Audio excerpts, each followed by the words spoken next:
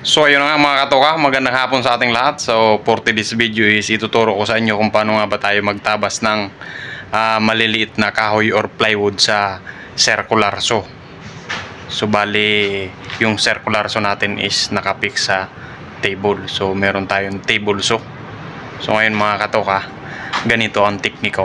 Papakita ko sa inyo, ituturo ko na rin sa inyo para may matutunan kayo, lalong lalo na sa mga nagsisimula pa lang sa mga pagka-carpentry. Let's go. So ngayon mga katoka, kung mapapansin nyo, ito yung tinatabas ko. So bali maliliit lang.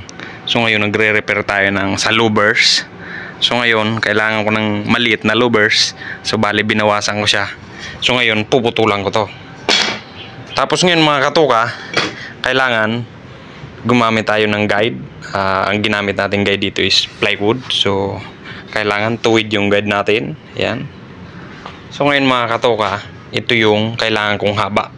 So bali galing dito sa talim ng circular hanggang dito is 35.8. So ngayon ito na yung tinabas ko. So ngayon mga katoka, para safety tayo magtabas ng maliliit na kahoy or plywood, kailangan natin gumawa ng paraan para hindi tayo madisgrasya or matalsikan ng kahoy. Kasi ngayon mga katoka, pag tinabas natin to na ganito lang, posibleng madisgrasya tayo dyan. So ngayon gumamit tayo ng technique na tinatawag. So ngayon tumabas ako ng plywood na malapad.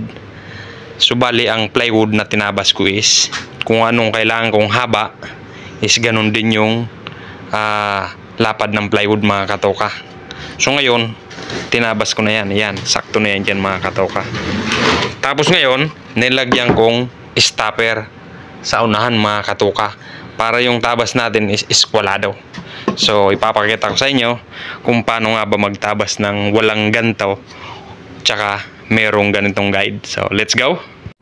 So ngayon mga katoka is tatabas tayo ng walang gantong guide.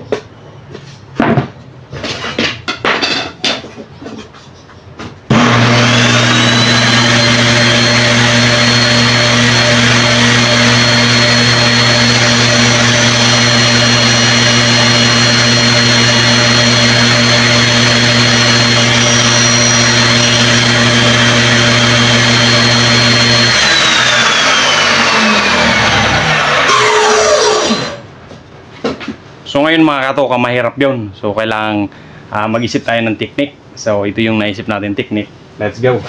So matagal to gawin. So ngayon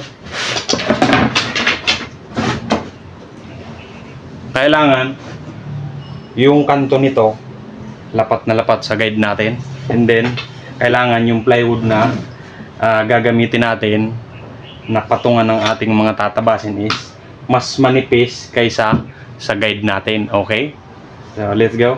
So ngayon ito mga katoka is 3/4 1/2. Ayan, iusog natin dito. So ngayon sa ginawa natin ito, mas marami yung matatabas natin mga katoka, tsaka mas mabilis. Ayan.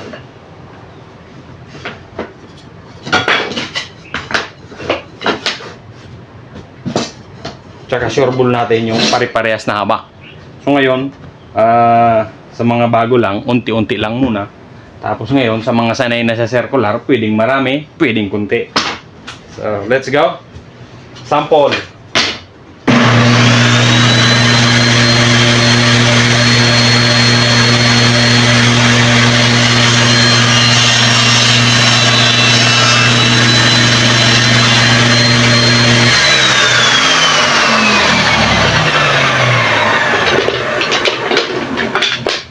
So ayun mga katoka, napaka basic. So ganun lamang mga katoka ang pagtabas ng maliliit na kahoy. Yan no. So ngayon mga katoka, kailangan pag naglagay tayo ng stopper is wag na natin idikit dito sa guide, tsaka wag na natin isagad sa talim para hindi nasagabal sa pagtutulak natin. So ngayon mga katoka, ang purpose ng stopper natin is para pag itinulak natin tong tatabasin natin ng mga malilit na kahoy, hindi siya gagalaw. Okay? So ngayon pag di natin nilagyan ito, posibleng gumalaw to madidisgrasya na naman tayo. So kailangan meron ditong stopper mga katoka. So yan yung purpose niyan mga katoka, para pag tinulak natin pag ganito, dire-diretso. So ngayon pag wala to, pag tinulak natin, mawawala sa line. Yun no. So ayun nga mga katoka, salamat sa panonood. So paki-share naman para mas maraming matuto ng mga beginner or mga baguhan sa pagka-carpentry. So let's go. Thank you.